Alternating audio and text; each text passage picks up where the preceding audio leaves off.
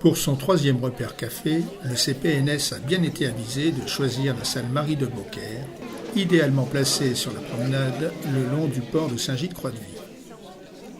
En effet, le beau temps aidant, les animateurs du CPNS ont vu défiler un flot continu de visiteurs tout au long de l'après-midi.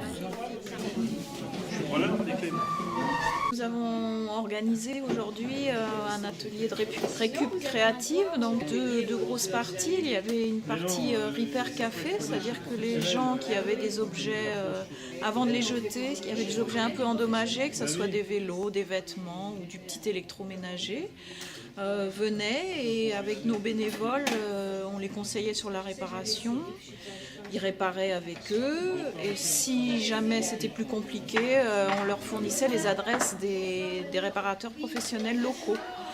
Ensuite, une deuxième partie avec la bricoterie, des ateliers de récupération avec les jeunes.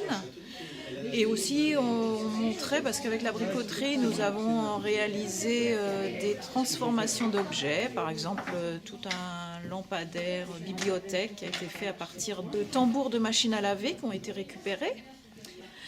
Et puis, il y avait aussi un troisième lieu dans cette salle, où on montrait un petit peu ce que deviennent nos déchets sur le canton de Saint-Gilles-Croix-de-Vie et on donnait des informations sur le tri.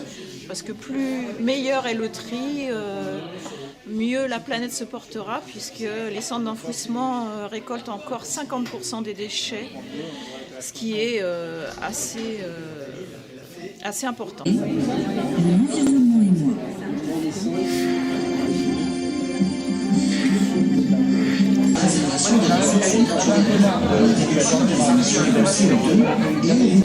Je vais vous présenter en quelques minutes le vélo qui marche.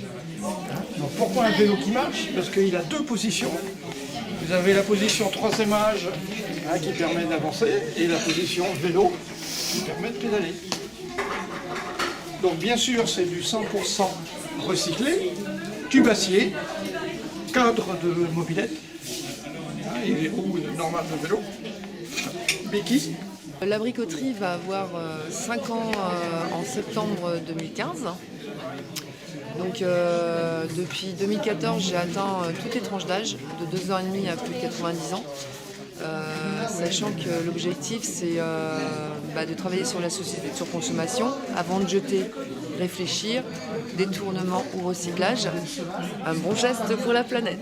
Et donc j'apprends les bases de bricolage, après je travaille suivant la motricité, suivant l'habilité, donc les plus petits ça va être plutôt de l'éveil et puis plus on avance dans l'âge, du coup ça va être vraiment les bases du bricolage et là on travaille sur des projets un peu plus conséquents et ça va être sur plusieurs mois.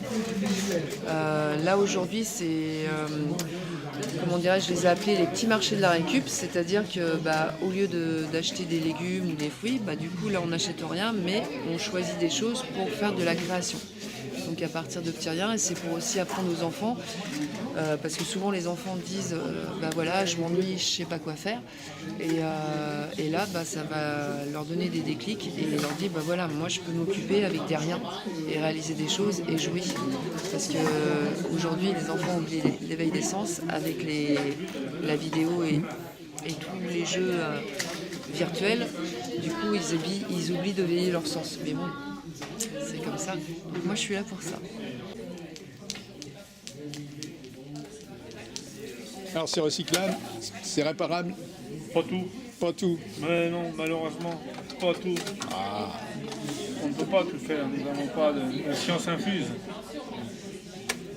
Voilà, ma démarche aujourd'hui, c'est qu'on peut récupérer vraiment, sans jeter, toutes sortes de fripes, qu'on puisse les prendre à Emmaüs ou dans les brocantes en fait, où on peut trouver vraiment le bonheur en fouinant en fait.